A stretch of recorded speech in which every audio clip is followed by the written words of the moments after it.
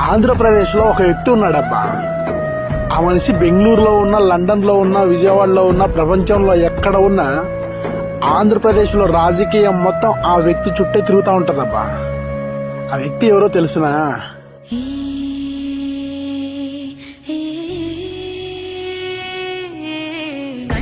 ఒకడైతే పది మించే వాడొకడే, ఒకడు చిచ్చుర ఒకడు